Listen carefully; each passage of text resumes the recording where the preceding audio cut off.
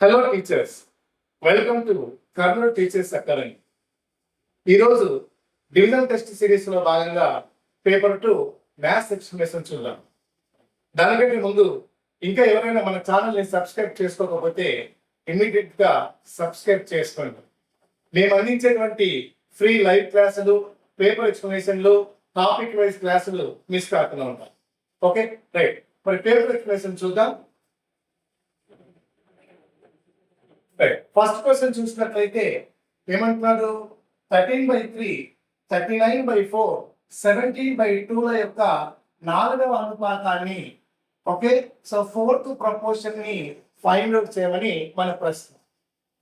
మరి 4th proportion ని find out చేయడానికి మనకు సూత్రం కనుక గుర్తుకుంటే, మరి ఏ కామా బి సి ఇచ్చినప్పుడు 4th ప్రపోర్షన్ కనుక్కోవడానికి what is the formula? b into c by a. మరి ఈ ఫార్ములా కనుక గుర్తుకుంటే ఇందులో దీన్ని ఏగా, దీన్ని బిగా, దీన్ని సిగా తీసుకొని అందులో సబ్స్టిట్యూట్ చేస్తే సరిపోతుంది. మరి సబ్స్టిట్యూట్ చేద్దాం. b అంటే 39/4 ఇంటూ c అంటే 17/2 డివైడెడ్ బై a అంటే 13/3. మరి ఈ 13/3ని పైకి తీసుకొస్తే ఆ 13/3 కాస్త ఏమవుతుంది? 3/13 అవుతుంది. మరి 13 1s 13 3s క్యాన్సిల్ అయిపోయిన తర్వాత ఇంకేమైనా క్యాన్సిలేషన్ అయ్యే ఛాన్స్ ఉందా అంటే, సో క్యాన్సిలేషన్ ఇంకేం కావు కాబట్టి పైన వాటన్నిటిని మల్టిప్లై చేసేసుకుందాం. So 3 3s are 9, 9 7s are 63, 6 ఉంది, 9 1s are 9, ఒక 6 15 అవుతుంది, డివైడెడ్ బై 4 2s are 8. మరి 153ని 8 తో డివైడ్ చేస్తే 8 1s are 8, 15 బయటకు వెళ్తే 7 మిగులుతుంది, 73 అవుతుంది, 8 9s are 72. సో రిమైండర్ 1 కాబట్టి 1 డివైడ్ చేస్తుంది 8 తో కాబట్టి divided by, so 91/8. Option 3 is the answer. లేదు నాకు ఫార్ములా గుర్తుకు లేదు అని కనుక అనుకుంటే, నిజానికి ఫార్ములా గుర్తించుకోవాల్సినటువంటి అవసరం లేదు. సింపుల్ గా మనకి ఇచ్చినటువంటి ఆ 3 ఏవైతే ఉన్నాయో వాటిని మొదటి 3 పదాలుగా, మనం కనుక్కోవలసినటువంటి 4వ పదాన్ని ఎక్స్ట్రా తీసుకొని అనుపాత ధర్మాన్ని ఉపయోగించుకొని, ఏంటంటే అనుపాత ధర్మం ఏం చెప్తుంది? అంతిమ లబ్ధము ఇజ్ ఈక్వల్ టు మధ్యమ లబ్ధం అని చెప్తుంది కదా. సో ఆ ధర్మాన్ని ఉపయోగించి కూడా మనం ఏం చేయొచ్చు అంటే ఎక్స్ వాల్యూ కనుక్కోవచ్చు. So product of extremes 13/3 into x is equal to product of means, that is 39/4 into 17/2. మనం ఎక్స్ వాల్యూ ఫైండ్ అవుట్ చేయాలి కాబట్టి x is equal to ఈ 13/3 అటువైపుకి వెళ్తే 39/4 into 17/2, ఆ 13/3 ఇటువైపు వస్తే 3/13 అవుతుంది.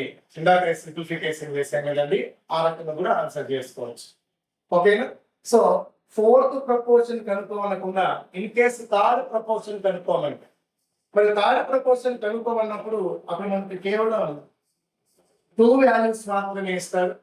మరి 2 వాల్యూస్ ఇచ్చి 3rd ప్రపోర్షన్ కనుక్కోమన్నప్పుడు గుర్తించుకోండి, b² అనేటువంటి ఫార్ములా యూజ్ చేసుకోవాల్సి ఉంటుంది.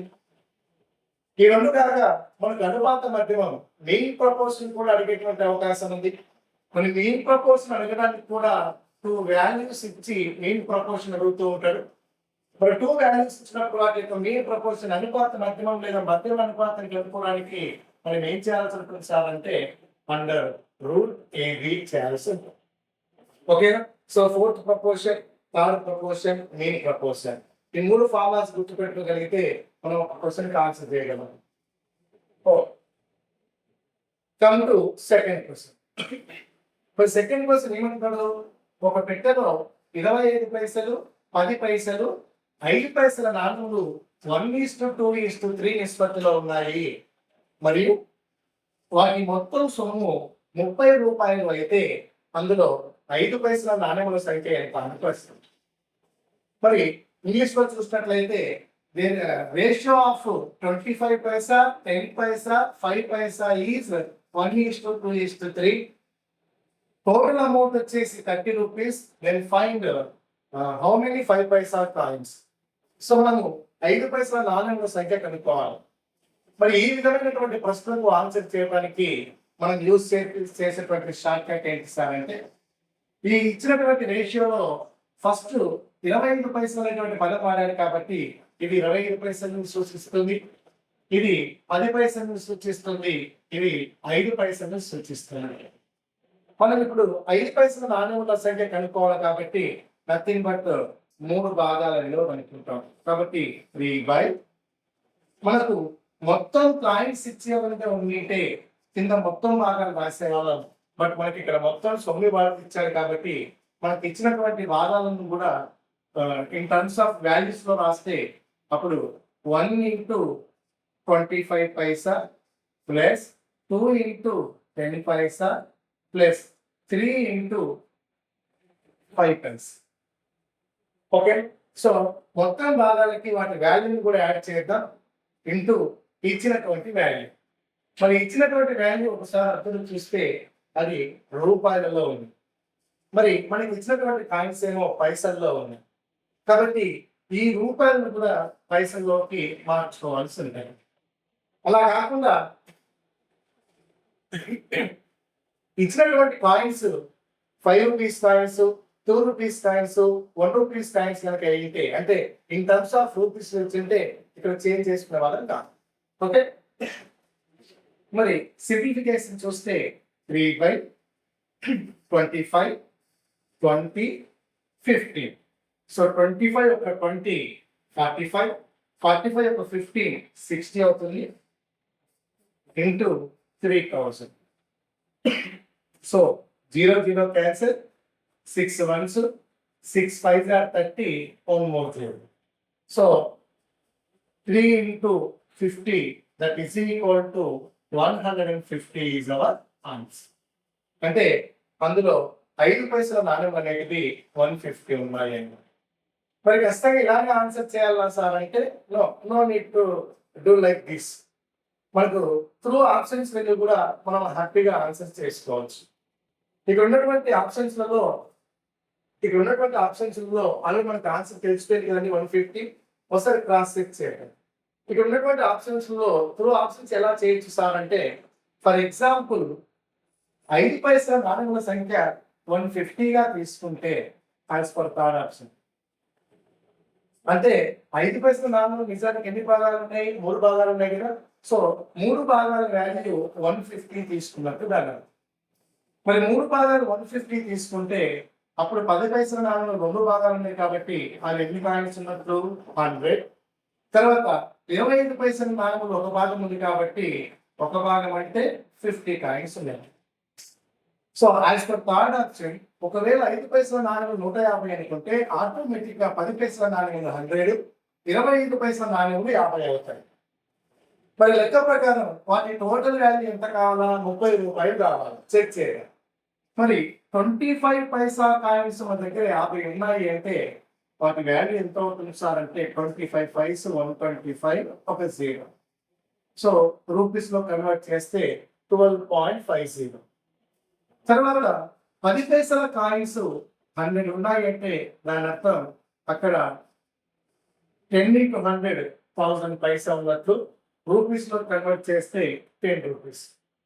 అదేవిధంగా 5 పైసా కాయిన్స్ 150 ఉన్నాయి అంటే దాని అర్థం 15 5s are 75 ఒక 0. 750 పైసా వాల్యూ 5 పైసా కాయిన్స్ ఉన్నట్లు. దీన్ని రూపీస్ లో కన్వర్ట్ చేస్తే పైసల నుంచి రూపీస్ లో కన్వర్ట్ చేయడానికి ఏం చేస్తాం? డివైడెడ్ బై 100 చేస్తాం. సో డివైడెడ్ బై 100 చేయడం అంటే నథింగ్ బట్ న్యూమరేటర్ లో 2 డిజిట్స్ తర్వాత ఒక డెసిమల్ పాయింట్ పెట్టాను. ఓకే, మరి అర్థం చేయండి. టోటల్ వాల్యూ మీకు ఎంత కావాలి? యాజ్ పర్ ప్రాబ్లం 30 రూపీస్ కావాలి. మరి అవుతుందా? చెక్ చేద్దాం. ఇక్కడ 12.50, ఇక్కడ ఒక 7.50 ఎంత అవుతుంది? 20 రూపీస్ అవుతుంది. ఇక్కడ 10 రూపీస్. సో టోటల్ గా వాల్యూ 30 రూపీస్ వచ్చింది కదండి. మరి 5 పైసా టైమ్స్ 150 తీసుకున్నప్పుడు మనకు ఆన్సర్ వచ్చింది కాబట్టి 150 ఈజ్ అవర్ ఆన్సర్. నిజానికి ఇవన్నీ చేయాల్సిన అవసరం కూడా లేదు. ఇప్పుడు 3 భాగాలన్నిటికీ మనకు 5 పైసల నాణ్యం. మరి యాజ్ పర్ కాన్సెప్ట్ 3 భాగాల విలువ ఎప్పుడు కూడా 3 భాగింపబడే విలువనే అవుతుంది. మరి ఇచ్చినటువంటి ఆప్షన్స్ ఒకసారి అర్థం చేయండి. ఈ 4 ఆప్షన్స్ లో 3 భాగాల విలువ అయ్యేది కేవలం ఒకే ఒక ఆప్షన్ చూడండి. కాబట్టి మీరు ఇలా పద్ధతి కానీ ఏమి చేయకుండా కళ్ళు మూసుకొని దీన్ని ఆన్సర్ పెట్టేయచ్చు. ఓకే, సో 3 భాగాల విలువ ఎల్లప్పుడూ 3తో భాగించబడేటట్టు ఉంటుంది అనేటువంటి కాన్సెప్ట్ బేస్ చేసుకొని డైరెక్ట్ గా థర్డ్ ఆప్షన్ ఆన్సర్ తో పెట్టేయచ్చు. నెక్స్ట్ 4th క్వశ్చన్ చూద్దాం. మరి 4th క్వశ్చన్ లో ఒక పెట్టెలో చాక్లెట్, లెమన్, బార్ అనేటువంటి 3 రకాల స్వీట్లు వరుసగా 5:8:3 నిష్పత్తిలో ఉన్నాయండి. లెమన్ స్వీట్ల సంఖ్య చాక్లెట్ స్వీట్ల సంఖ్య కంటే ఎక్కువగా ఉంటే ఆ పెట్టెలో ఉన్న బార్లీ స్వీట్ల సంఖ్య ఎంత అని మనకు ప్రశ్న. Okay, A box contains 3 types of sweets, chocolate, lemon and barley. Their number in the box are respectively in the ratio of 5:8:3. If the number of lemon sweets is 12 more than the number of chocolate sweets, what is the number of barley sweets in the box అంటున్నారు. మరి మనం order కి చాలా importance ఇవ్వాల్సి ఉంటుంది. ఇక్కడ మనము order ఒకసారి అబ్జర్వ్ చేస్తే chocolate, lemon, barley. It means chocolates అనేటివి 5 భాగాలు, లెమన్ అనేటివి 8 భాగాలు, బార్లీ అనేటివి 3 భాగాల ఇట్లు దాని మీనింగ్. మరి ఏమంటున్నాడు, లెమన్ స్వీట్ల సంఖ్య చాక్లెట్ స్వీట్ల సంఖ్య కంటే 12 ఎక్కువగా ఉంది అంటారు. మరి లెమన్ స్వీట్ల నథింగ్ బట్ 8 భాగాలు అనేది 5 భాగాల కంటే 12 భాగాలు ఎక్కువ అని దాని అర్థం. మరి 8 భాగాలు 5 భాగాల కంటే వాల్యూలో 12 ఎక్కువ అంటే 8 భాగాలు 5 భాగాల కంటే 3 భాగాలు ఎక్కువ కదండి. కాబట్టి 3 భాగాల విలువ 12 అని. ఓకే, మరి 3 భాగాల విలువ 12 అయితే బార్లీ స్వీట్ల సంఖ్య ఎంత? బార్లీ స్వీట్లు ఎన్ని భాగాలు ఉన్నాయి? 3 భాగాలు ఉన్నాయి. కాబట్టి 3 భాగాల విలువ ఎంత అని మన ప్రశ్న. ఆల్రెడీ మనం తెలుసుకున్నాం 3 భాగాలు అంటే నథింగ్ బట్ 12 అని. కాబట్టి ఆన్సర్ ఈస్ 12. ఓకే, అర్థమైందా? సో మనం భాగాలు అర్థం చేసినప్పుడు ఆ భాగాల దృష్ట్యా మనం అవి ఎక్కువ ఉన్నాయి, తక్కువ ఉన్నాయని చెప్తూ ఉంటాం కదా. ఎన్ని ఎక్కువ ఉంటే అవి అన్ని భాగాలకు సమానం అనేటువంటి విషయాన్ని గుర్తుపెట్టుకోవాలి. తర్వాత నెక్స్ట్ క్వశ్చన్ ఏమంటున్నాడు, 4/3.5 2/5 నిష్పత్తి అనేది దేనికి సమానము? So equal ratio find out చేయమని మన క్వశ్చన్. అబ్జర్వ్ చేసినట్లయితే ఇక్కడ 4 ఉంది, ఇక్కడ 2 ఉంది. మరి ఈ 4 ని మనము ఇన్ టర్మ్స్ ఆఫ్ 2 పవర్స్ లో రాసుకోగలిగితే అప్పుడు రేషియో నథింగ్ బట్ డివిజన్ కదండి, హ్యాపీగా క్యాన్సిల్ చేసేసుకోవచ్చు. కాబట్టి 4/3.5 నేను 2/2 4/3.5 గా రాస్తున్నా. ఇటువైపు 2/5 ఉంది. మరి దీన్ని ఏ పవర్ n 4/n గా భావించినట్లయితే 2/n భావించినట్లయితే రిజల్ట్ ఏమవుతుంది? a/m అవుతుంది. సో బేస్డ్ ఆన్ దట్ దీన్ని 2 × 3.5 అంటే 7 గా రాసుకోవచ్చు. Is to 2/. సో ఇక్కడ 7 2s ఉన్నాయి, ఇక్కడ 5 2s ఉన్నాయి. కాబట్టి ఇక్కడ 5 2s, ఇక్కడ ఒక 5 2s ని క్యాన్సిల్ చేస్తే ఇక్కడ ఎన్ని మిగిలిపోతుంది సార్ అంటే ఒక 2 2s మిగిలిపోతే ఇక్కడ ఏం మిగిలిపోతుంది సార్ అంటే అంతా క్యాన్సిల్ అయిపోయి ఒకటి మిగిలిపోతుంది. సో 2² అంటే nothing but 4. So 4:1 is our answer. Where is 4:1? Yes, first option is the answer. Okay, come next question. Right, next question. క్రింది వాటిలో అనుపాతంలో లేనిది which is not in proportion. మరి 4 వాల్యూస్ ఇచ్చినప్పుడు అది ప్రపోర్షన్ లో ఉండాలి అంటే వాట్ ఈస్ ద రూల్? అది ప్రపోర్షన్ రూల్ ని ఫాలో అవ్వాలి. What is the proportion rule? అనుపాత ధర్మాన్ని ఫాలో కావాలి, సాటిస్ఫై కావాలి. మరి అనుపాత ధర్మం ఏం చెప్పి ఇందాక కూడా చూసాం. అనుపాత ధర్మం అనగా అంత్యంలో లబ్ధము మధ్యంలో లబ్ధానికి సమానం అవుతుంది. Product of extremes is equal to product of means. మరి ఇచ్చినటువంటి వాటిల్లో ఏది ఆ ధర్మాన్ని సాటిస్ఫై చేయలేవో అదే మన ఆన్సర్ అవుతుంది. మరి మొదటి క్వశ్చన్ చూసినట్లయితే ఫస్ట్ క్వశ్చన్ లో ఎక్స్ట్రీమ్స్ 4 12 మీన్స్ 6 8. మరి ప్రోడక్ట్ ఆఫ్ ఎక్స్ట్రీమ్స్ ఏమవుతుంది? 4 12 ఆర్ 48 మీన్స్ ఏమవుతుంది? 6 8 or 48. So product of extremes values చూస్తే అవి ఈక్వల్ గా ఉన్నాయి కాబట్టి ఆప్షన్ నెంబర్ 1 లో ఉన్నటువంటి ఆ 4 వాల్యూస్ ప్రపోర్షన్ లో ఉన్నట్లు, అనుపాతంలో ఉన్నట్లు. అయితే సెకండ్ ఆప్షన్ కూడా చూద్దాం. అంత్యములు మధ్యముల లబ్ధానికి సమానం అవుతుందో లేదో చెక్ చేస్తున్నాం. చేస్తే 12 3 36, 4 9 36. ఇక్కడ కూడా మనకు అంత్యముల లబ్ధం మధ్యముల లబ్ధానికి సమానం ఏంటి కాబట్టి ఇచ్చినటువంటి సెకండ్ ఆప్షన్ కూడా సరైనటువంటిది. మరి థర్డ్ ఆప్షన్ లోకి వస్తే ఇక్కడ ఎక్స్ట్రీమ్స్ 2 12 మీన్స్ 4 6. మరి ప్రోడక్ట్ ఆఫ్ ఎక్స్ట్రీమ్స్ ఎంత అవుతుంది సార్ అంటే 24 అవుతుంది. ప్రోడక్ట్ ఆఫ్ మీన్స్ ఎంత అవుతుంది సార్ అంటే ఇది కూడా 24 అవుతుంది. అంటే ఇది కూడా ప్రపోర్షన్ లో ఉన్నది. మరి ఫోర్త్ ఆప్షన్ అబ్జర్వ్ చేస్తే ఫోర్త్ ఆప్షన్ లో అంత్యముల లబ్ధం 3 8 24 అవుతుంది. మధ్యముల లబ్ధం 5 6 30 అవుతుంది. మరి అంత్యముల లబ్ధం మధ్యముల లబ్ధానికి సమానమైందా? లేదు కదా. కాబట్టి ఇవి ప్రపోర్షన్ లో లేనివి. మనకు అడిగింది కూడా అదే కదండి. ఇది వాటిలో అనుపాతం లేదు కనిపెట్టమన్నారు కాబట్టి the answer is 4. Okay, next question. Right, one more question on proportion concept. ఏమంటున్నాడు? 6 40 80 అండ్ 38 అనుపాతంలో ఉండవలనంటే ఆ సంఖ్యలకు కలపవలసింది ఎంత? ఇంగ్లీష్ లో చూద్దాం. What number should be added to each of 6 4 18 and 38 so that the resulting numbers are in proportions. ఏమంటున్నాడమ్మా? ఇచ్చినటువంటి 4 values ఏవైతే ఉన్నాయో అవి అనుపాతంలో లేవు. మరి అనుపాతంలోకి రావాలి అంటే ఎంత యాడ్ చేయాలి అనేది మన ప్రశ్న. మరి ఈ ప్రశ్నకు సమాధానం కోసం మనం 2 వేస్ చూస్ చేసుకోవచ్చు. అందులో ఒకటేమో formula, ఇంకొకటేమో through options.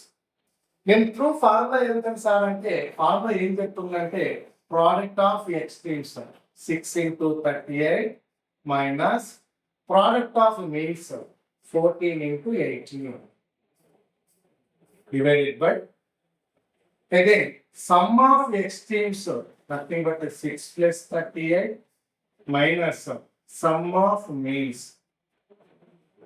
So this is the formula for finding adding which number we have to add. So అనుపాతంలోకి రావడానికి కలపవలసినటువంటి కనిష్ట సంఖ్య ఎంత అనేటువంటి క్వశ్చన్ కి ఈ త్రూ ఫార్ములా ఆన్సర్ చేసుకోవచ్చు. లేదు నాకు ఈ ఫార్ములా గుర్తుండదు సార్ అనుకుంటే త్రూ ఆప్షన్స్ వెళ్ళండి. ఫస్ట్ ఆప్షన్ లో 1 అనేది ఒకటి ఉందండి. దీని అర్థం ఏంటి అంటే ఇక్కడ ఉన్నటువంటి ప్రతి సంఖ్యకు 1 యాడ్ చేస్తే అవి ప్రపోర్షన్ లోకి వస్తాయి అని. మరి ఇక్కడ ఉన్న ఇచ్చినటువంటి సంఖ్యలకు మనం 1 యాడ్ చేస్తే అవి ఎంత అవుతాయి? మొదటిది 1 కలిపితే 7 అవుతుంది, సెకండ్ 15 అవుతుంది, థర్డ్ 19 అవుతుంది, ఫోర్త్ 39 అవుతుంది. మరి 1 కలిపిన తర్వాత ప్రపోర్షన్ లోకి వచ్చాయా అనేటువంటి విషయానికి వస్తే మరి ఈ రెండింటిని మల్టిప్లై చేస్తే ఎంత వస్తుంది? 7 9 23. టోటల్ వాల్యూ అవసరం లేదు కానీ 1 ప్లేస్ లో ఎంత వస్తుంది? 3 వస్తుంది. మరి ఈ రెండింటిని మనం మల్టిప్లై చేస్తే ఎందుకు చేస్తున్నాం? అనుపాత ధర్మాన్ని చెక్ చేస్తున్నాం. అది ప్రపోర్షన్ లో ఉంటే ఖచ్చితంగా అంత్యముల లబ్ధం మధ్యముల లబ్ధానికి సమానం అవుతుంది కదా. సో దాన్ని చెక్ చేస్తున్నాను అన్నమాట. సో ఈ రెండింటిని ఇంప్రూవ్ చేస్తే 15 9 ఎంత అవుతుంది? 135 అంటే యూనిట్స్ డిజిట్స్ లో 1 వస్తాను. సో వాల్యూస్ ఏమైనా సరే ఈ రెండు ఈక్వల్ వాల్యూస్ అవుతాయంటే చూస్తున్న చెప్పొచ్చు ఈ రెండు ఈక్వల్ వాల్యూస్ కాదు. కాబట్టి 1ని కలపడం వల్ల అవి ప్రపోర్షన్ లోకి రాలేదు. కాబట్టి సెకండ్ ఆప్షన్ లోకి వెళ్తాం. మరి సెకండ్ ఆప్షన్ ఎంత ఉంది సార్ అంటే 2 ఉంది. దాని అర్థం ఏంటి అంటే ఇచ్చినటువంటి సంఖ్యలకు 2ని కలపడం వల్ల అవి ప్రపోర్షన్ లోకి వస్తాయి అని. మరి ఇచ్చిన సంఖ్యలకు 2 కలిపితే 6 8 అవుతుంది, 14 16 అవుతుంది, 18 20 అవుతుంది, 38 40 అవుతుంది. సో ఇచ్చిన సంఖ్యలకు 2 కలపడం వల్ల 8 16 20 40 వస్తాయి. మరి 2 కలిపిన తర్వాత అవి ప్రపోర్షన్ లోకి వచ్చాయా? మరి ప్రపోర్షన్ లోకి వచ్చాయంటే మనం ఏం చెక్ చేయాలి? Product of extremes product of means equal అవుతుందా లేదా చెక్ చేయాలి. మరి చెక్ చేసినట్లయితే 8 4 ఆర్ 32 అంటే 320 వస్తుంది ప్రోడక్ట్ ఆఫ్ ఎక్స్చేంజ్.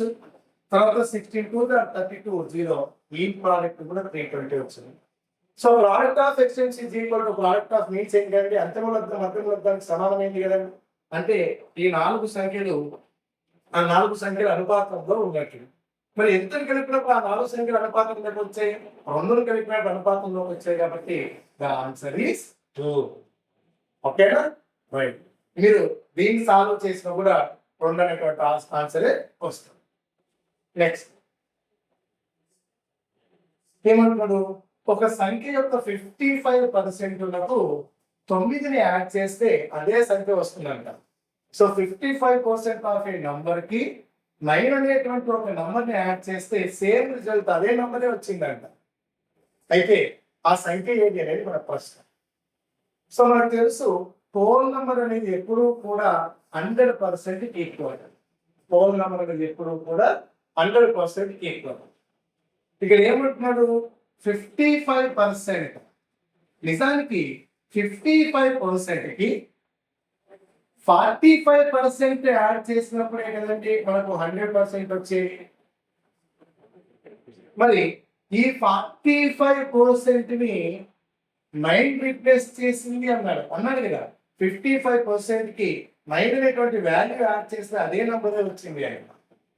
మరి ఇక్కడ అబ్జర్వ్ చేస్తే 45% అనేది 9 ఈక్వల్ రాయొచ్చు కదా, ఎందుకంటే రీప్లేస్ చేసింది కదా, సేమ్ వాల్యూ ఇచ్చింది కదా.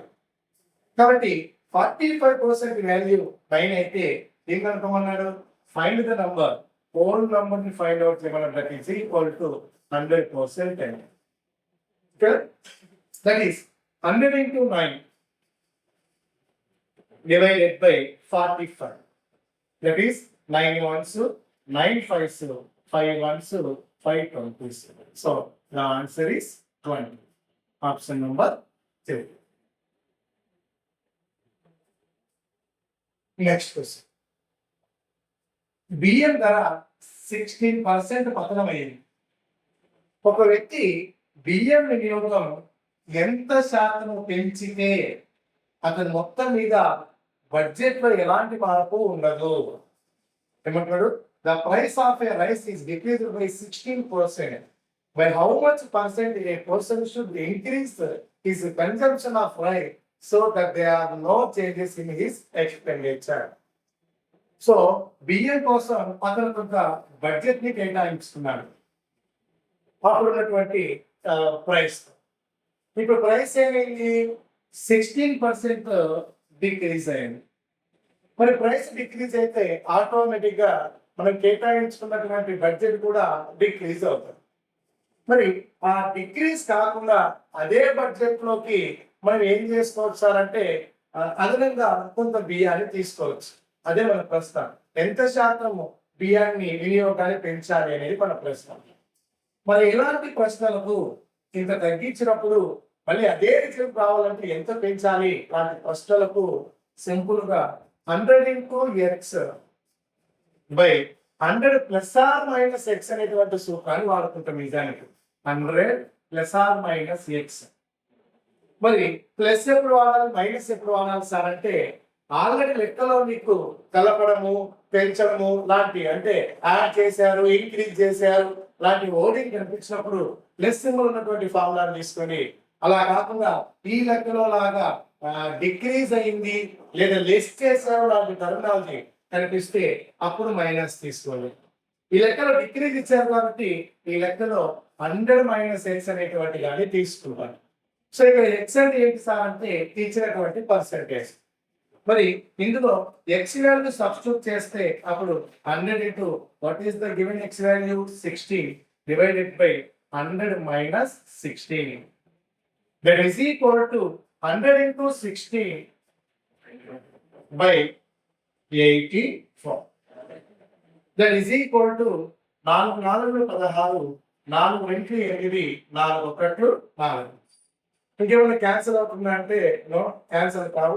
కాబట్టి పైన ఉన్నటువంటి 400 ని 21 చేత డివైడ్ చేయాలి. మరి 21 చేత డివైడ్ చేస్తే 21 ones 21 వన్స్ 21. మరి 40లో 21 వెళ్తే 19 మిగులుతుంది. ఆ 19 కాస్త అక్కడికి వెళ్తే 190 అవుతుంది. ఓకే, ఈ 90 ఇక్కడికి వెళ్తే 190 అవుతుంది.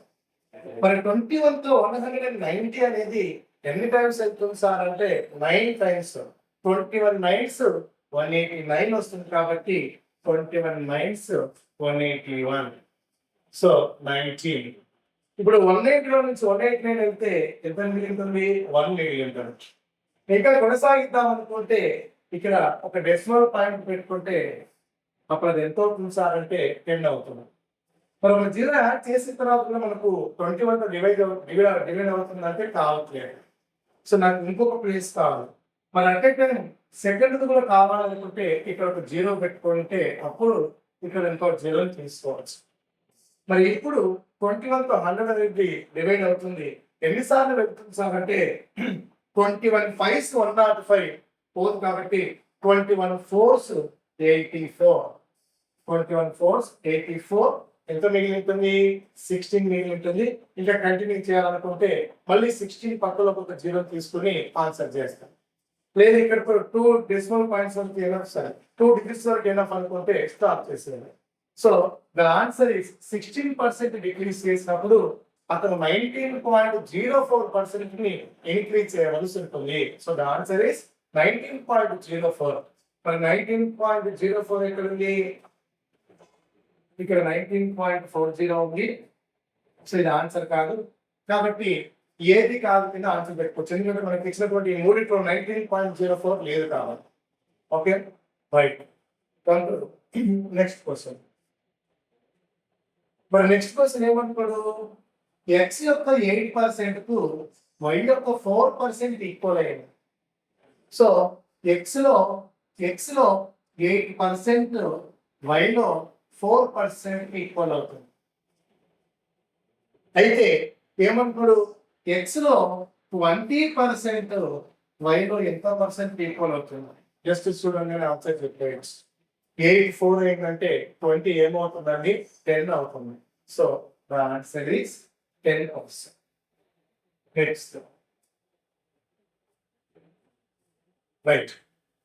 దీన్ని ప్రకటనను పరిశీలించండి. ప్రకటన ఏ ఒక గ్రోసులో ఒక డజను 1/3% అవుతుంది. ఓకే, ఒక రీములో ఒక గ్రోస్ 30% అవుతుంది. మరి మనం చెక్ చేసి అతను చెప్పింది కరెక్టా కాదా అని తేల్చేద్దాం. ఫస్ట్ ఏమంటున్నాడు? గ్రోస్. మరి గ్రోస్ అంటే ఒక గ్రోస్ అంటే ఎంతో తెలియాలంటే ముందు మనకు ఒక డజన్ అంటే ఎంతో తెలియాలి. ఇదైతే అందరికి తెలిసిన విషయం. ఒక డజన్ నథింగ్ బట్ 12 ఆర్టికల్స్. మరి ఒక గ్రోస్ అంటే ఏంటి సార్ అంటే డజన్స్ నే ఒక గ్రోస్ అంట. డజన్స్ ఇట్ మీన్స్ డజన్ అంటే 12. అలాంటి 12 అంటే 12 ఎంత అవుతుంది సార్ అంటే 144. సో ఒక గ్రోస్ అంటే నథింగ్ బట్ 144 ఆర్టికల్స్ అన్నమాట. ఇక తర్వాత కింద కూడా రీమ్ అనేటువంటి ఒక వర్డ్ చూస్తాను. మరి ఒక రీమ్ అంటే nothing but 480 articles. As per standards 480 articles. First ఏమంటాడు? ఒక డజన్ ఎంత శాతం అవుతుందో చెప్తున్నాడు. ఒక డజన్ ఎంత శాతం అవుతుందో చెప్తున్నాడు. మరి డజన్ ని పర్సంటేజ్ గా కన్వర్ట్ చేస్తే దేంట్లో? ఒక గ్రోస్ పర్సంటేజ్ గా కన్వర్ట్ చేస్తే 12 1s 12 2s 4 3s 4 25s ఎంత వస్తుందండి? 3 8s are 24. 1 మిగులుతుంది. 3తో డివైడ్ చేస్తాం. సో ఒక డజన్ అనేది ఒక గ్రోస్ లో 81/3% అవుతుంది. మరి అతను ఏమన్నారు? ఎస్, ఒక గ్రోస్ లో ఒక డజన్ 81/3% అవుతుంది. మొదటిది సరైనది. మరి రెండవ దాని విషయానికి వస్తే ఏమంటున్నాడు? ఒక రీమ్ లో ఒక గ్రోస్ 30% అవుతుంది. సో ఇక్కడ గ్రోస్ పర్సెంటేజ్ లో కన్వర్ట్ చేశాడు. మరి గ్రోస్ ని పర్సెంటేజ్ లో కన్వర్ట్ చేయడానికి ఏం చేయాలా?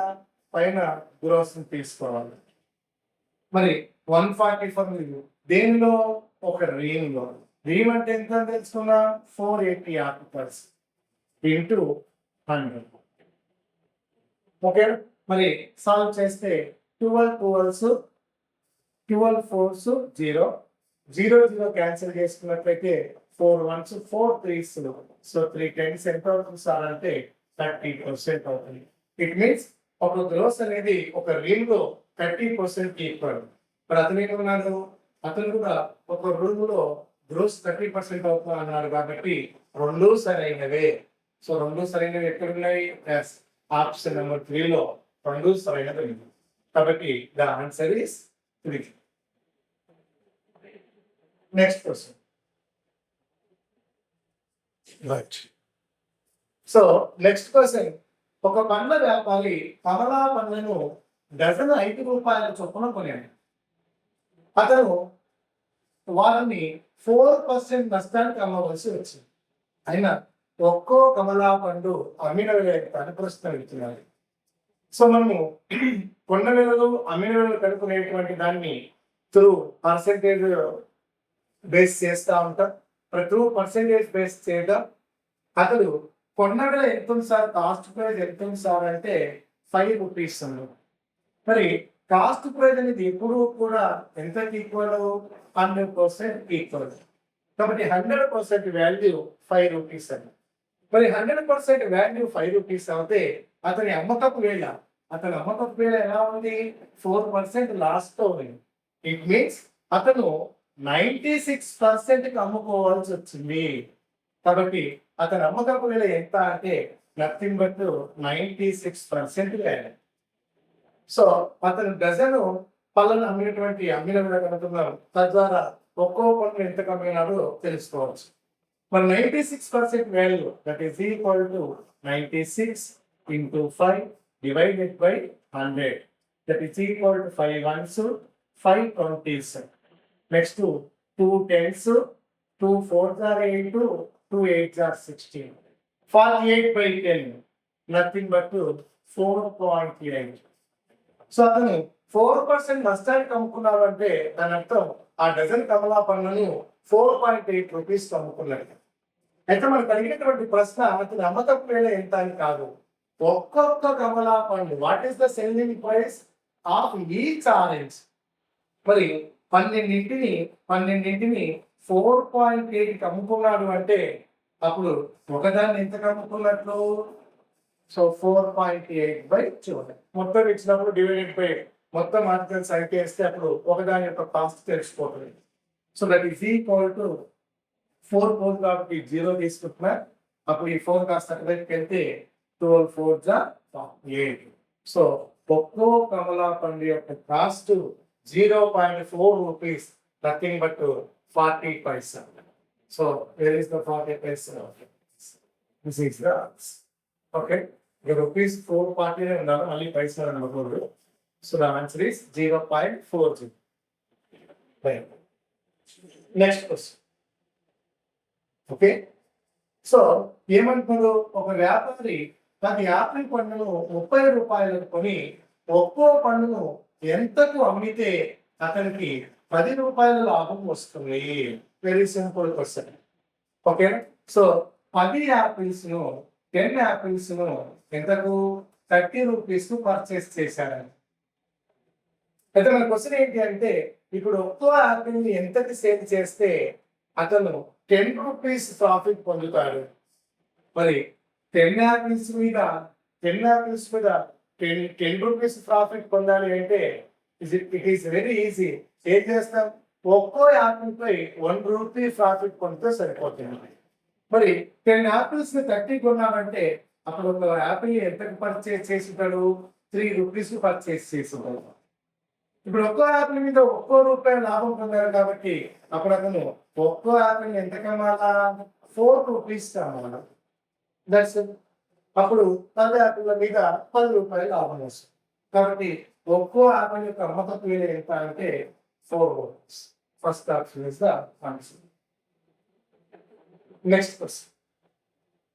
ఒక వ్యాపారి మేకపోతులు ఒక్కొక్కటి 2,400 రూపాయలకు అమ్మాను. మేక మీద 20% లాభము మరియు మేకపోతు మీద 20% నష్టం వచ్చినా అతనికి మొత్తం మీద వచ్చే లాభము లేదా నష్టాన్ని కనుగొనండి. లాభము లేదా నష్టాన్ని కనుగొనండి. మరి ఈ టైప్ ఆఫ్ క్వశ్చన్స్ చాలా ఈజీగా ఆన్సర్ చేస్తూ ఉంటాం కదా. మరి ఈ టైప్ ఆఫ్ క్వశ్చన్స్ లో కీ పాయింట్స్ ఏంటి సార్ అంటే, ఏంటి కీ పాయింట్స్ అమ్మేను. సో ట్రేడర్ సెల్స్, ఇది ఫస్ట్ కీ పాయింట్. సో అతను 2 ఆర్టికల్స్ పర్చేస్ చేశారా లేదా సేల్ చేశారా, కొన్నాడా అమ్మినాడా అనేది first key point. Second key point ఏంటి అంటే profit percent loss percent equal గా ఉన్నాయా లేదా.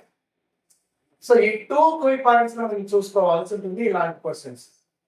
మరి ఈ టూ కీ పాయింట్స్ నేను చూసిన తర్వాత, సో అమ్మినప్పుడు ఒక దానిపై ఎంత శాతం అయితే లాభం వచ్చిందో మరొక దానిపై ఎంత శాతం నష్టం వచ్చింది అన్నాడు. కాబట్టి అతనికి ఇలాంటి సందర్భాల్లో ఆల్వేస్ R² 100% అనేది నష్టమే.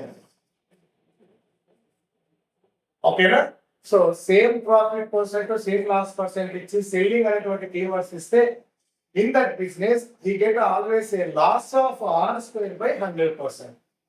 ఇక్కడ ఆర్ విలువ ఏంటి సార్ అంటే ఇచ్చినటువంటి ఈక్వల్ పర్సెంటేజ్ కదా profit loss percent, that is the value of are.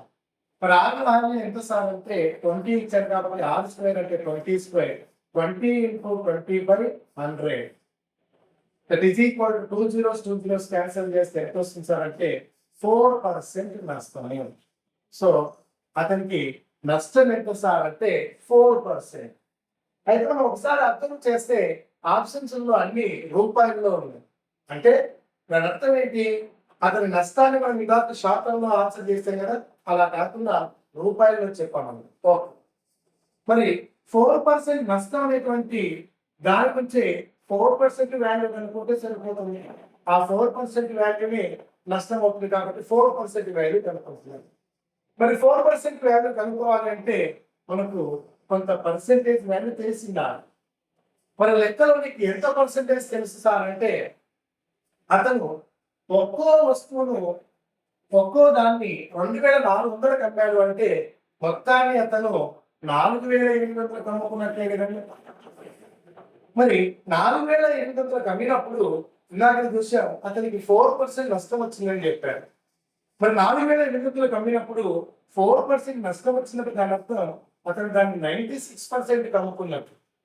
కాబట్టి 96% వాల్యూ 4,800 అయితే 4% వాల్యూ అయింది. ఓకే. సో క్రాస్ మల్టిప్లికేషన్ చేస్తాం. 4 × 4,800 డివైడెడ్ బై 96. అబ్జర్వ్ చేయండి 48 96.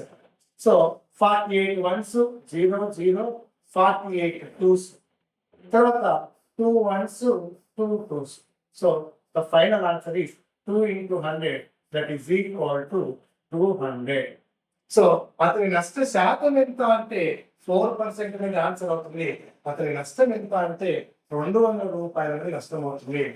So third option is our answer. Okay. Next question.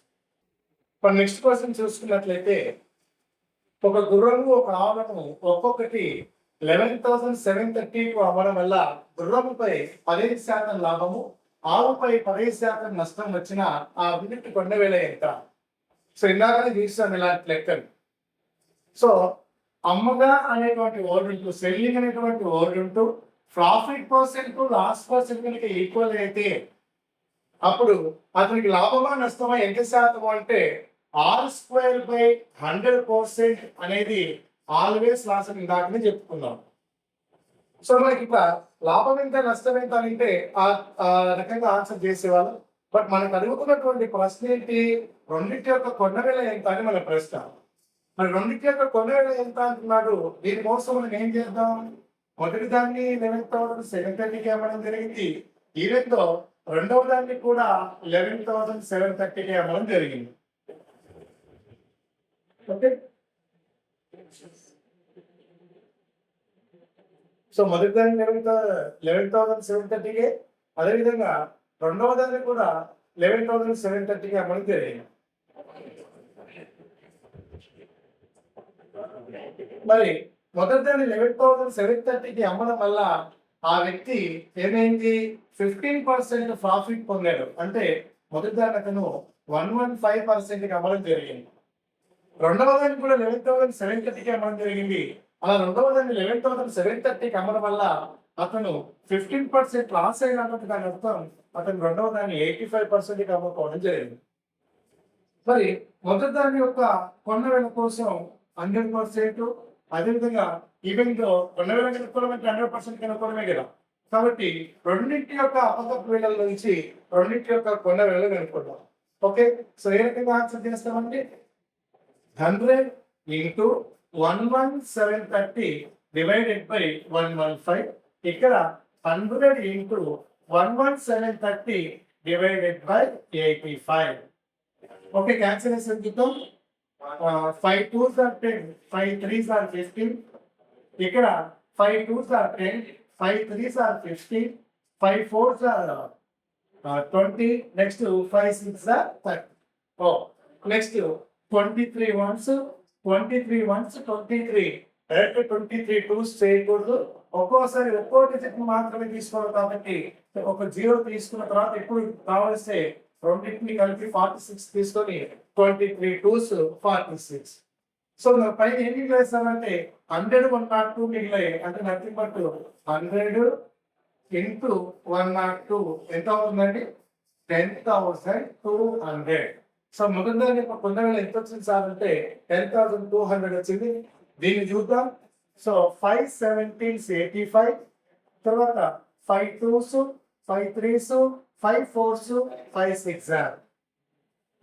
Next 17 table తో 17 ones, 17 ones 17 ఎంత మిగులుతుంది? 6 మిగిలి 64 అవుతుంది.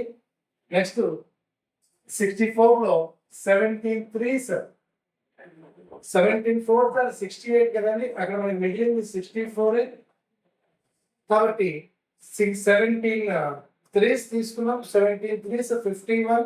మరి 64 లో 51 పోతే ఎంత మిగులుతుంది? 13 మిగిలింది 136 అవుతుంది. 17 8s 136. ఓకేనా? సో 100 into 138 నథింగ్ బట్ రెండవ దాని యొక్క కొన్న వేల ఎంత వచ్చింది సార్ అంటే 13800 అవుతుంది. మరి ఆ వ్యక్తి యొక్క మొత్తం కొన్న వేల అడిగాడు కాబట్టి 0 0 10 4 2 24,000 అనేది ఆన్సర్ అవుతుంది. ఓకేనా? నెక్స్ట్ క్వశ్చన్ చూద్దాం.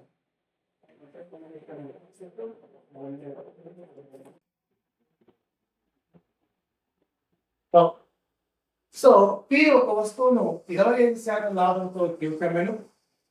క్యూ దానిని 15% నష్టంతో ఆర్ కమ్మాను. ఆర్ దానిని 20% లాభంతో ఎస్ కమ్మాను. ఎస్ దాన్ని 2040 కొంటే పి ఆ వస్తువును ఎంత కొన్నాడు? So P sells an article Q at gain of 25%. Q sells it R at a loss of 15%. R sells it to S at gain of 20%.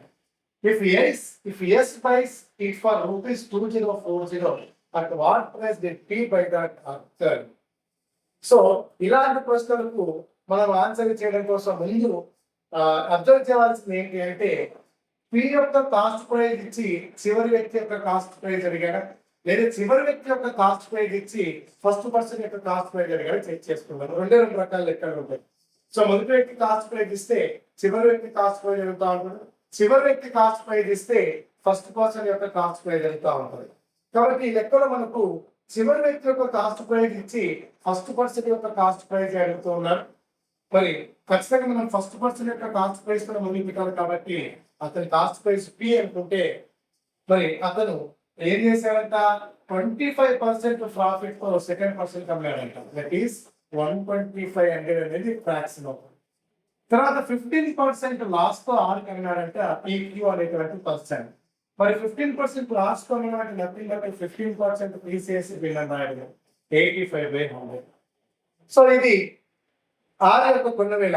Are ఆ వస్తువు ఇంత ధరకు కొని ఏం చేశాడు? అతను కూడా మనకు ఒక 20% లాభంతో నెక్స్ట్ పర్సన్ వేస్తాడు. సో ఆర్ అమ్మేటువంటి ఈ అమ్మకపు విలువని ఎస్ యొక్క కొన్న విలువ అవుతుంది, దట్ ఈజ్ ఈక్వల్ టు 2040. అదే ఫస్ట్ పర్సన్ యొక్క కాస్ట్ ప్రైస్ కనుక ఇచ్చింటే దాన్ని ఇక్కడ రాసి సింప్లిఫై చేస్తే ఈ ఫోర్త్ పర్సన్ యొక్క కొన్న విలువ వచ్చేది. గమనించుకోవాల్సిన విషయం ఏంటంటే ఇప్పుడు మనకు అడిగినటువంటి ప్రశ్న పి ఆ వస్తువుని ఎంత కొన్నాడు, వాట్ ప్రైస్ పి బై.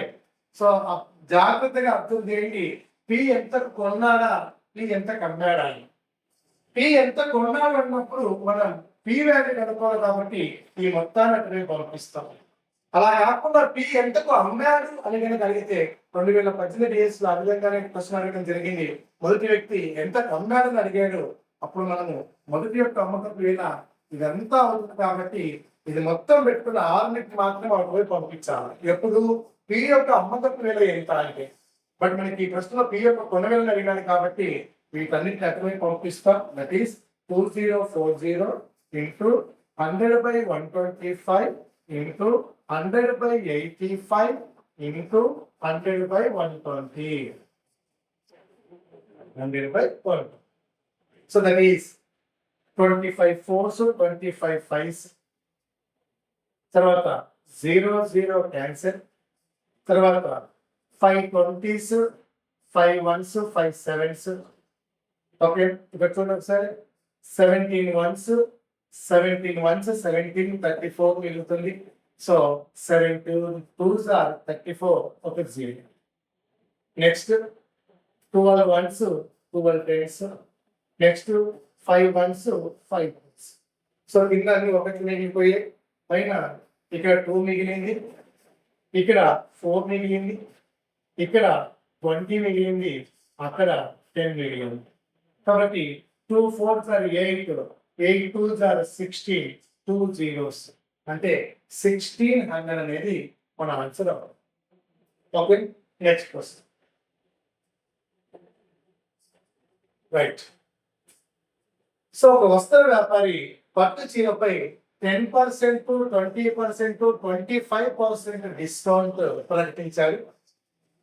అయితే ఒక కొనుగోలుదారుడు అవన్నీ కలిపి 55% ఒకేసారి డిస్కౌంట్ కావాలని అడిగిన వస్త్ర వ్యాపారి ఎంత నష్టపోతాడు? సో ఒక షాప్ కీపర్, ఒక క్లాత్ మర్చెంట్ తన ఆర్టికల్స్ పైన 3 సక్సెసివ్ డిస్కౌంట్ అనౌన్స్ చేయడం జరిగింది. ఏంటి? 10%, 20%, 25%. అయితే ఒక బయ్యర్ ఏమంటున్నాడు, ఆ 3 కలిపి యాడ్ చేసి నాకు 55% ఇవ్వండి అని క్వశ్చన్ అడుగుతున్నాను.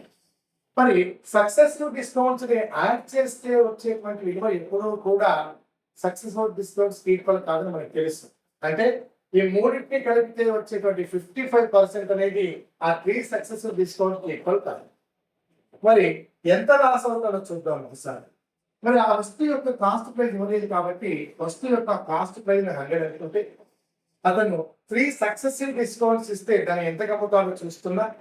మొదట 10% డిస్కౌంట్ అన్నాడు కాబట్టి 90/100. తర్వాత 20% డిస్కౌంట్ అన్నాడు కాబట్టి 80/100. దాని తర్వాత 25% డిస్కౌంట్ అన్నాడు కాబట్టి 75/100. ఈ రకంగా successive discounts a single discount equal అనుకున్నప్పుడు 100 తీసుకొని ఈ విధంగా ఇచ్చినటువంటి అన్ని సక్సెసివ్ డిస్కౌంట్స్ ని 100 లో నుంచి తీసేసి ఫ్రాక్షన్స్ రాస్తాం. Okay, right. So 100 cancel, 2 zeros 2 zeros cancel, 25 3, 25 4, 4 1, 4 2. That is 9 × 18, 18 3 54.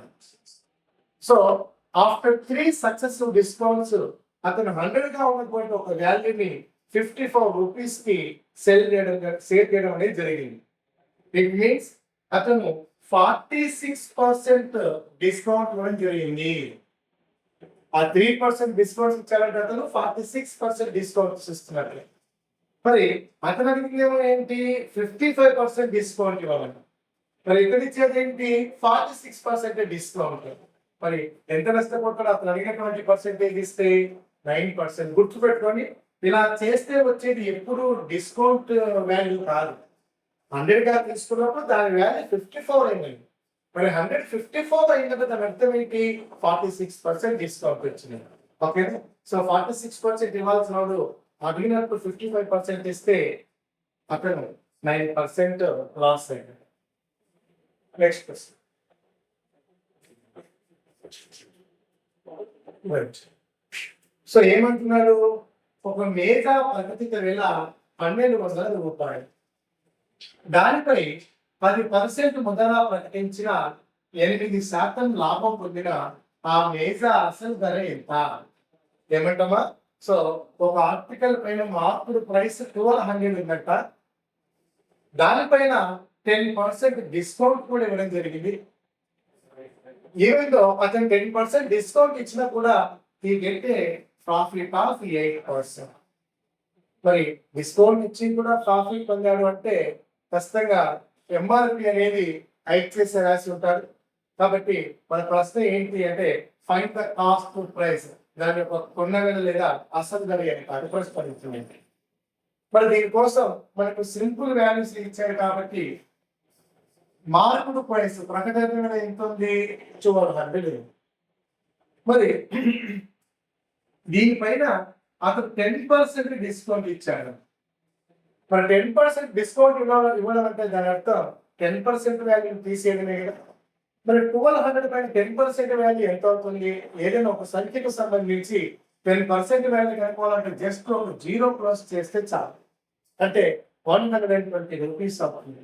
So 10% 120 వచ్చింది కాబట్టి డిస్కౌంట్ ఇవ్వడం అంటే తీసివేయడం కాబట్టి అతడు 1080 రూపీస్ కి అమ్ముకోవడం జరిగింది. మరి 1080 అమ్ముకున్నప్పుడు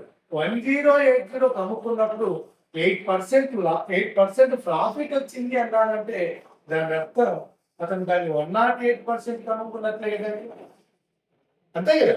1080 అమ్ముకున్నప్పుడు 8% లాభం వచ్చింది అన్నాడు. 8% లాభం వచ్చేలా అమ్మడం అంటే 108% అమ్మడం. కాబట్టి 108% వాల్యూ 1080 అయితే మరి కాస్ట్ ప్రైస్ కనుక్కోవడం అంటే నథింగ్ బట్ 100% వాల్యూ కనుక్కోవడం.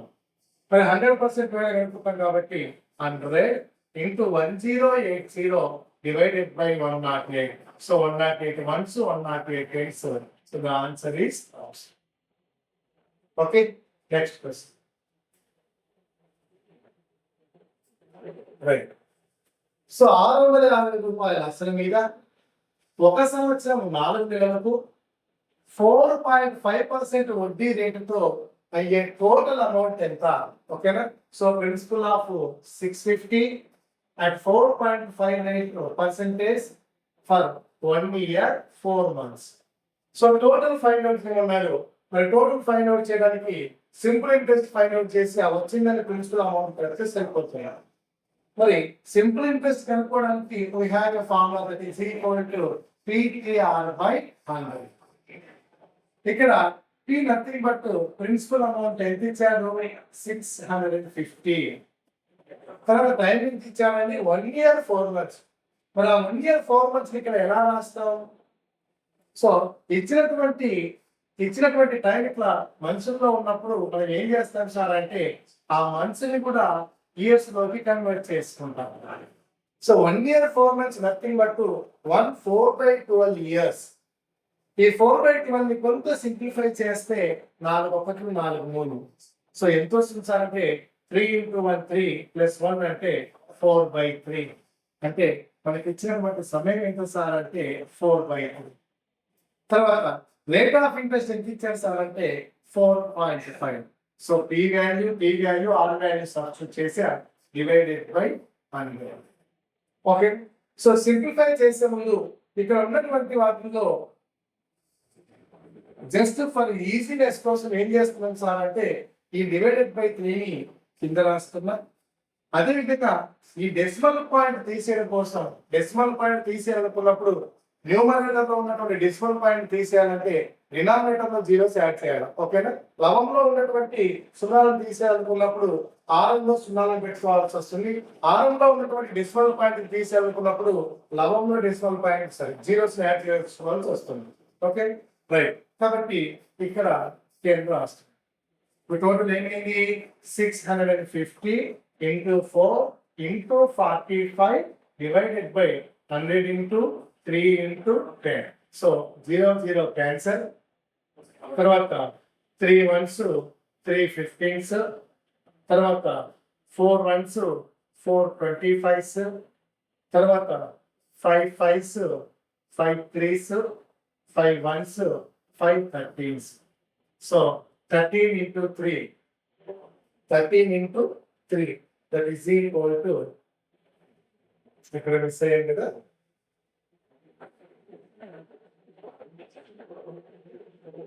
650 అంతేలేండి.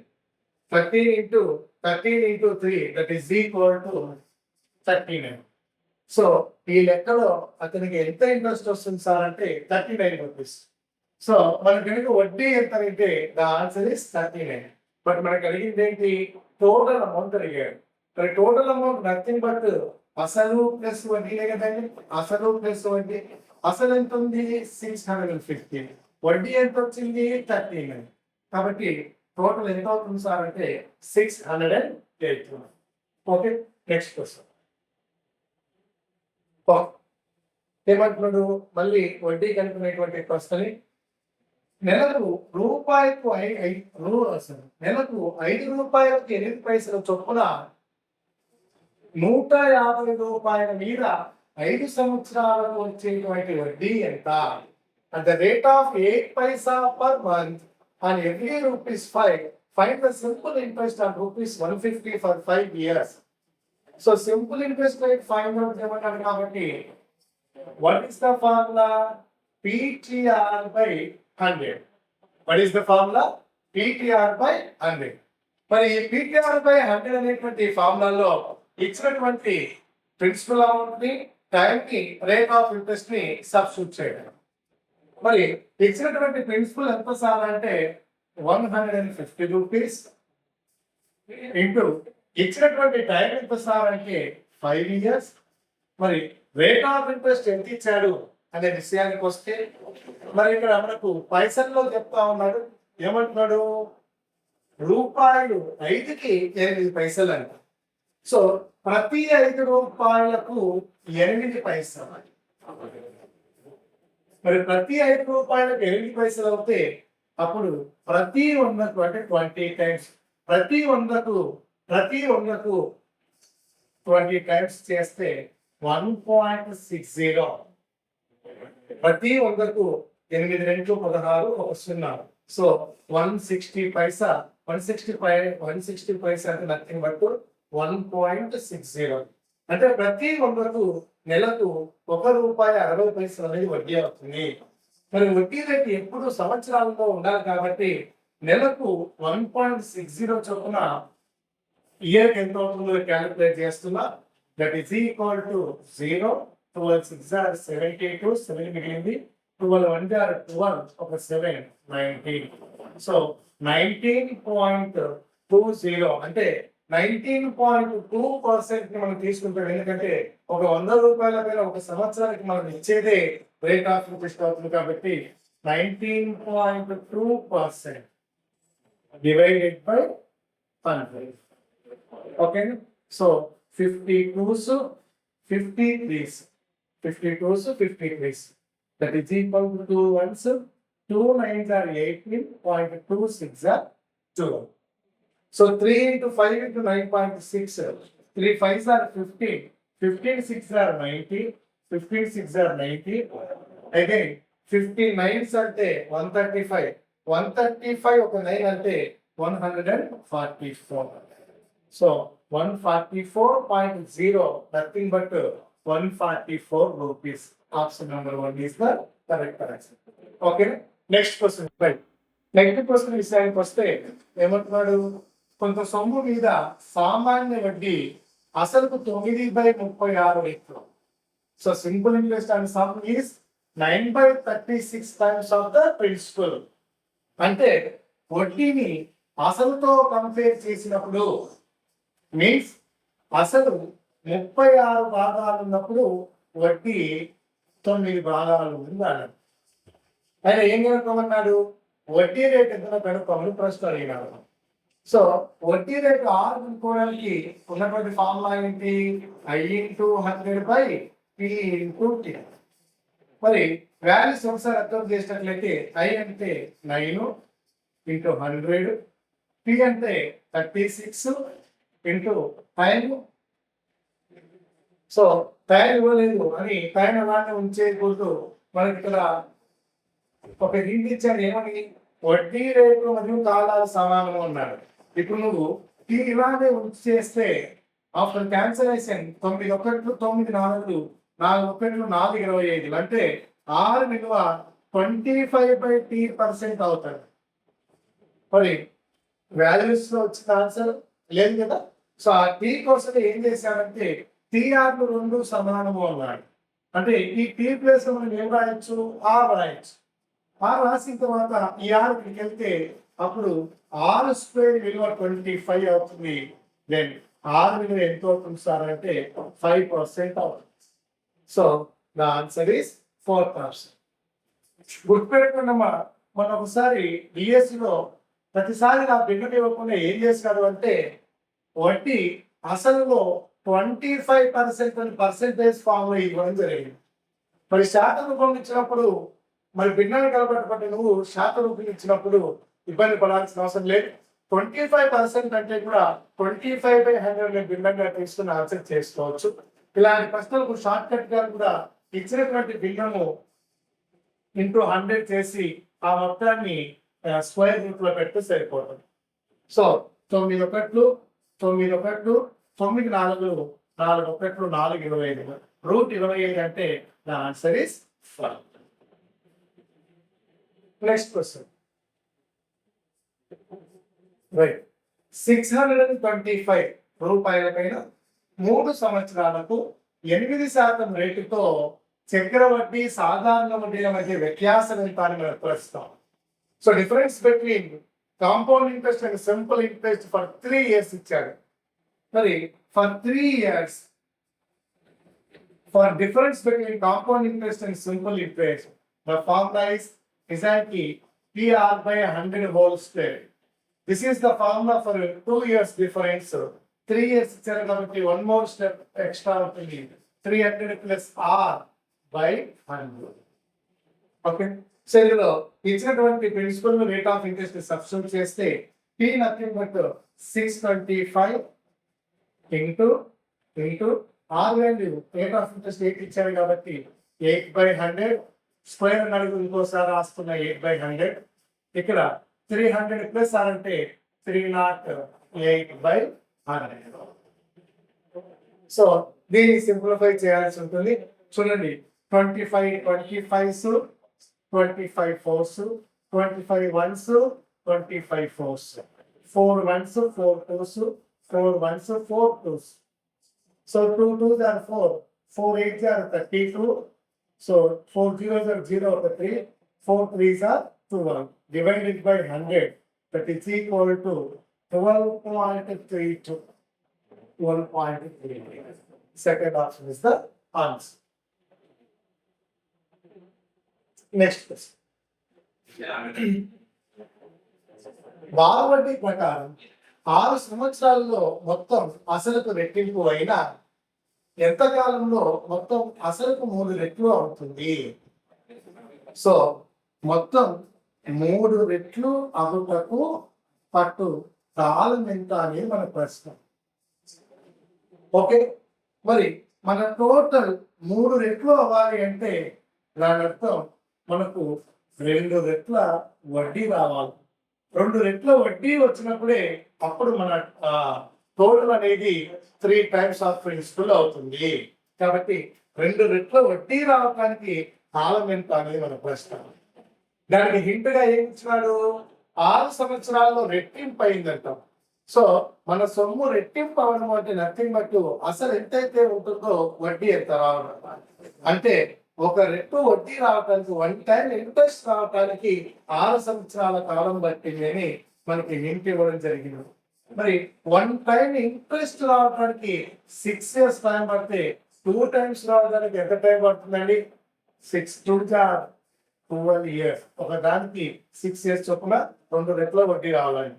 సో సొమ్ము 3 రెట్లు అవడం అంటే 3 రెట్లు అసలు కావడం కాదు, 3 రెట్లు వడ్డీ రావడం కాదు. అందులో 1 time ఎప్పుడూ కూడా అసలు ఉంటుంది కాబట్టి రిమైనింగ్ వడ్డీ అవుతుంది. Next question. చక్రవడ్డీ ప్రకారం 6 సంవత్సరాల్లో మొత్తం అసలు రెట్టింపు అయినా 4 రెట్లు అవ్వడానికి టైం అడుగుతా ఉన్నది. మరి 2 టైమ్స్ అవ్వడానికి ఎంత టైం పట్టిందంట? 6 ఇయర్స్ అయి పట్టిందంట. అయితే మనకు అడిగేటువంటి ప్రశ్న especial in compound interest 3 times, 5 times, 6 times ఇట్లా ఏది పడితే అది అడగడండి.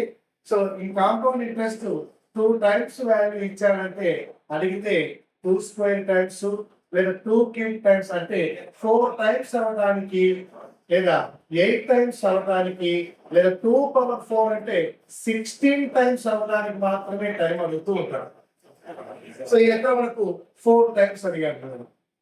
సో మనకి ఇచ్చేటువంటి క్వశ్చన్ లో టైమ్స్ అనేది ఖచ్చితంగా ఇన్ టర్మ్స్ ఆఫ్ టూలలో రాసే విధంగానే మనకు టైమ్స్ ఇవ్వడం జరుగుతుంది. ఇక్కడ 4 టైమ్స్ అడిగారు కాబట్టి 4 ఇన్ టర్మ్స్ ఆఫ్ టూలో ఎలా రాయొచ్చు? 2 స్క్వేర్ గా రాయొచ్చు. కాబట్టి ఈ పవర్ ఏదైతే అవుతుందో ఆ పవర్ తో మల్టిప్లై చేస్తే సరిపోతుంది. సో 2 6 12 ఇయర్స్ లో మనకు 4 టైమ్స్ అవుతుంది. ఒకవేళ 8 టైమ్స్ కనుక క్వశ్చన్ అడిగి ఉంటే మరి 8 ఇన్ టర్మ్స్ ఆఫ్ 2 ఎలా రాయొచ్చు? 2 పవర్ 3 గా రాయొచ్చు. కాబట్టి ఈసారి 3 తో 6 నెక్కి చేసి 18 ఇయర్స్ టైం పడుతుందని ఆన్సర్ చెప్పేవాళ్ళము. ఓకేనా? సో కాంపౌండ్ ఇంట్రెస్ట్ లో ఇచ్చినటువంటి టైం అడుగుతున్నటువంటి టైం అర్థం చేస్తే వాటిని సేమ్ ఇచ్చిన దాని టర్మ్స్ లో రాసే విధంగానే ఉంటాయి. గుర్తుపెట్టుకోవాలి. Next question. ఒక హోటల్లో 2000 బిల్లుపై 10% డిస్కౌంట్ లభించిందంట. డిస్కౌంట్ పోను మిగిలిన మొత్తంపై 5% జిఎస్టీ యాడ్ చేస్తే టోటల్ పే చేయాల్సినటువంటి బిల్ ఎంత అని question. It's very simple question. So actually bill ఎంత అంటే 2000 రూపీస్.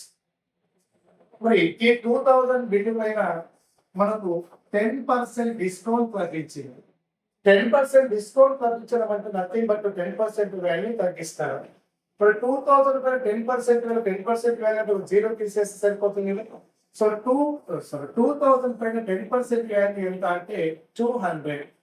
అంటే అతను పే చేయవలసింది కేవలం 1800. అయితే నెక్స్ట్ మళ్ళీ ఏమంటున్నాడు?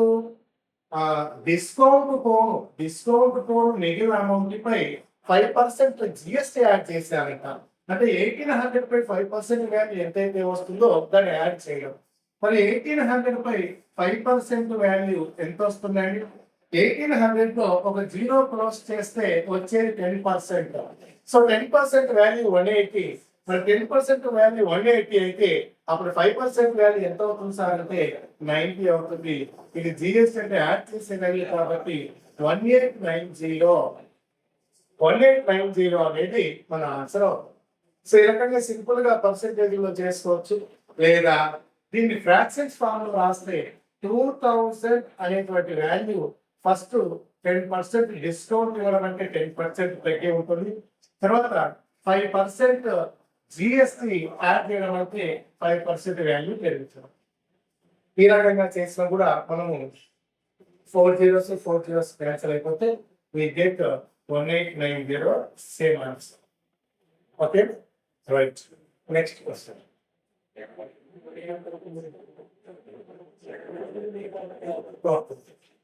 ఒక వస్తువును పన్నుతో కలిపి 2700 దట్టు 8% వ్యాట్ తో కలిపి 2700 కి సేల్ చేయడం జరిగింది. అంటే ఇప్పుడు ఈ 2700 అనేది మనకి ఎంత పర్సెంట్ ఈక్వల్ అవుతుంది? 108% ఈక్వల్ అవుతుంది. సో 8% డిస్కౌంట్ తో సేల్ చేసింటే 8% తీసేసి 92% కి సేల్ చేశారని రాసేవాళ్ళం. ఇక్కడ 8% వ్యాట్ యాడ్ చేశారు కాబట్టి సేల్ చేసినటువంటి అమౌంట్ 108% కి సమానం అవుతుంది. అయితే ఆ వస్తువు యొక్క అసలు ధర ఎంత అంటే 100% వాల్యూ ఎంత అనేది మన ప్రశ్న. మరి 100% కనుక్కోవాలి కాబట్టి క్రాస్ మల్టిప్లికేషన్ చేస్తే 100 into 2700 divided by 108. So 9 table తో క్యాన్సిల్ చేస్తే 9 1s 9 2s are 8, 9 3s are 0 0. Again 12 1s 12 2s are 24, 12 5s are. So 2500 is the original price. Okay, next question. Right. ఒక నిర్దిష్ట దూరం, ఒక ఫిక్స్డ్ డిస్టెన్స్ ట్రావెల్ చేయడానికి ratio ఇచ్చాడు. Speeds of A and B ratio ఇచ్చాడు అంటే 3:4 ఇచ్చాడంట. ఆ దూరాన్ని చేరుకోవడానికి బి కంటే ఏకి 20 నిమిషాలు ఎక్కువ సమయం పడితే ఏకి పట్టిన మొత్తం సమయం ఎంత అనేది మనకు ప్రశ్న. సో ఒక ఫిక్స్డ్ డిస్టెన్స్ ని ట్రావెల్ చేసేటువంటి విషయంలో ఏపీల యొక్క రేషియో ఎలా ఉందంట అంటే 3:4 రేషియోలో ఉందంట.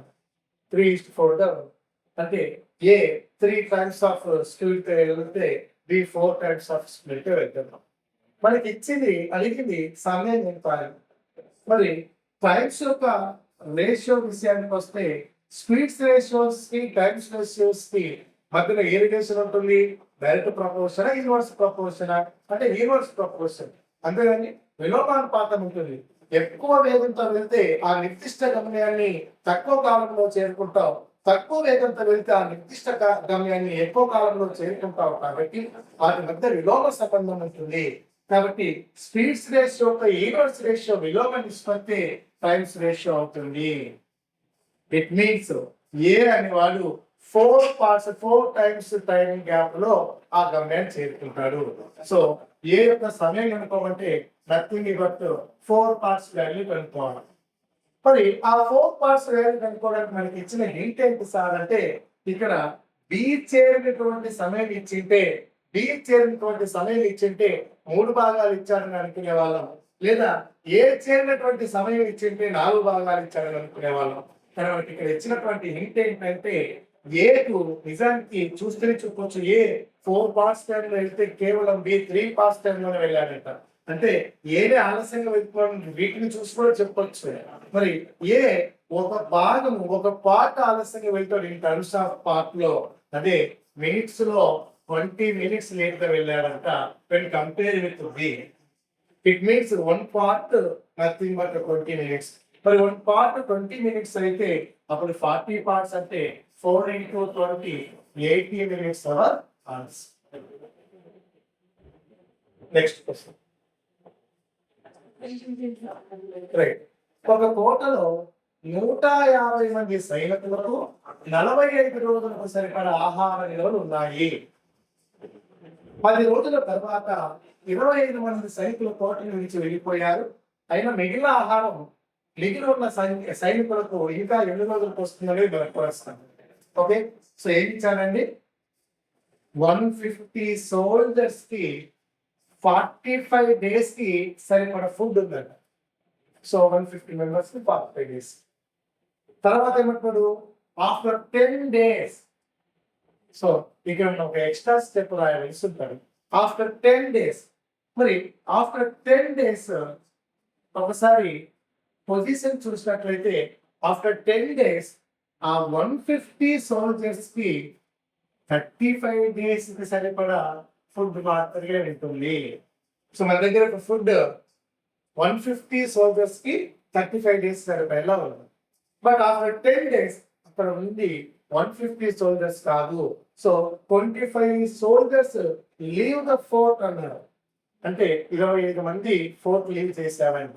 అంటే అక్కడ 125 members మాత్రమే ఉన్నారు. మరి ఆ 125 members కి ఎన్ని రోజులకు సరిపోతుంది? ఏది 150 members కి 35 days కి సరిపోయేటువంటి ఫుడ్ 125 members కి ఎన్ని రోజులకు సరిపోతాయి? సో ఇక్కడ మనం యూనివర్స్ ప్రపోర్షన్ కాబట్టి క్రాస్ మల్టిప్లికేషన్ చేయకూడదు. ఎందుకంటే ఈ సోల్జర్స్ సంఖ్య డిక్రీజ్ అయ్యే కొద్దీ అక్కడ ఫిక్స్డ్ గా ఉన్నటువంటి ఫుడ్, అంతే కదండి, మనుషుల సంఖ్య తగ్గిపోతే ఆటోమేటిక్ గా ఆ ఫుడ్ అనేది ఎక్కువ రోజులకు సరిపోతుంది కదా. సో మనం ఇక్కడ యూనివర్స్ ప్రపోర్షన్ తీసుకున్నాం కాబట్టి స్ట్రైట్ మల్టిప్లికేషన్ చేస్తాం.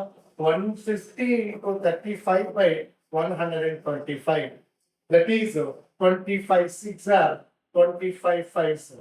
తర్వాత 5 1s 5 7s. That is equal to 42.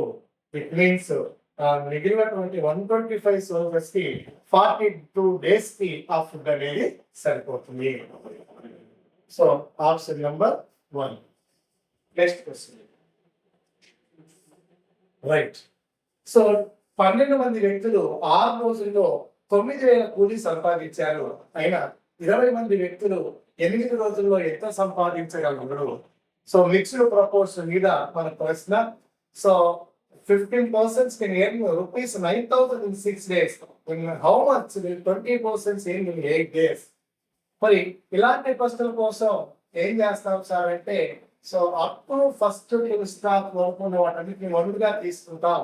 So men's కాబట్టి M1 అని, డేస్ కాబట్టి D1 అని, రూపీస్ కాబట్టి R1 గా వీటిని రాసుకుంటే, తర్వాత ఉన్నవి అన్ని టూలు అయిపోతే M2 అని, డేస్ కాబట్టి D2 అని, ఎంత సంపాదించాలంటే R2 ఫైండ్ అవుట్ చేయాలి. మరి వీటన్నిటి మీద మనకు ఉన్నటువంటి ఫార్ములా ఏంటి? M1 D1 T1 by W1 R1 is equal to M2 D2 T2 by W2 R2. ఇది ఒరిజినల్ ఫార్ములా. అయితే ఇందులో మనకు టైమ్స్ కానీ వర్క్ కానీ లేదు, టైం కానీ వర్క్ కానీ లేదు కాబట్టి వాటిని ఎరేజ్ చేసేసి మిగిలిన వాటిలో సబ్స్టిట్యూట్ చేసుకుంటే M1 అంటే 15, D1 అంటే 6, R1 అంటే 9,000 ఇస్ ఈక్వల్ టు M2 అంటే 20, D2 అంటే 8 డివైడెడ్ బై మనం కనుక్కోవాల్సింది R2. ఓకేనా? So 15 1 15 6 0 0 0 R1 R1 0 0 0. ఈ R2 ఇటువైపు వస్తే R2 is equal to 28 already 168 కి ఈ 1000 అక్కడ వెళ్తే ఎంత అవుతుందని 16,000 అవుతుంది. మనకి దాదాపు 90కి ఇక్కడ ఒక జీరో లేదు. So 16,000. Option number 3 is the answer. Next 10th question simplify. So simplifications అన్నిటిలో మనము ఏ రూల్ ఆధారంగా చేస్తామండి? ఎస్, బార్మాస్ రూల్ ఆధారంగా చేస్తాం.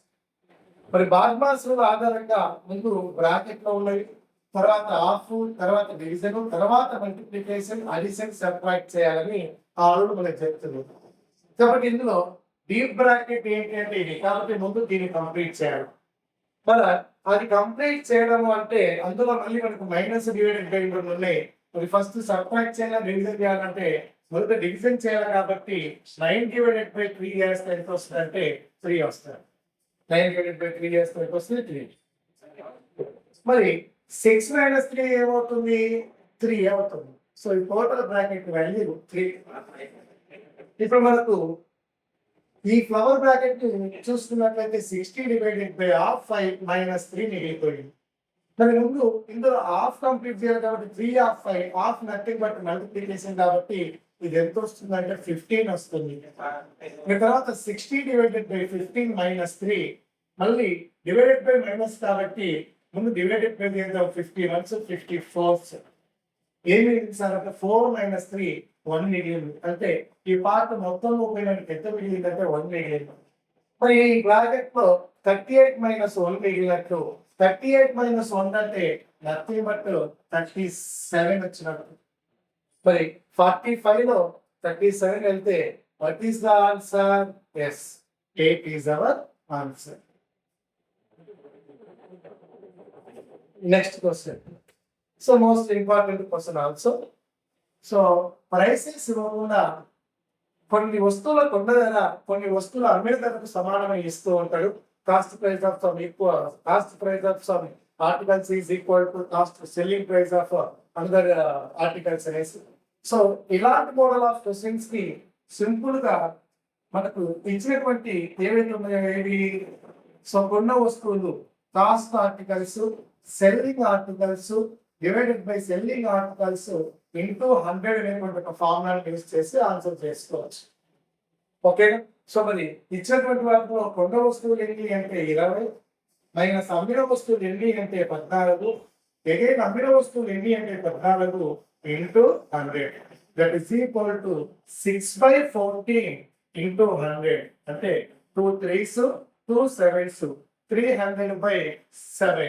300/7 అంటే 7 4 28, 2 మిగిలి 20 అవుతుంది. 7 2 14, 20లో 14 పోతే 6 మిగులుతుంది కాబట్టి 7 తో డివైడ్ చేశాను. 42 6/7 is our answer. 42 6/7. Next 900. Okay sir. అన్ని కంప్లీట్ అయిపోయాయి కదండి. సో ఈ పేపర్ పైన మీకు ఏమైనా డౌట్స్ లాంటివి ఉంటే కామెంట్ రూపంలో తెలియజేయండి. అదేవిధంగా ఇంకా ఎవరైనా ఛానల్ని సబ్స్క్రైబ్ చేసుకోకపోతే మాత్రం ఇమీడియట్ గా సబ్స్క్రైబ్ చేసుకొని మా నుంచి వచ్చే క్లాస్ పూర్తిగా ఇష్టంగా పొందగలుగుతారు. ఓకే, గ్రేట్ అండి, థ్యాంక్ యూ.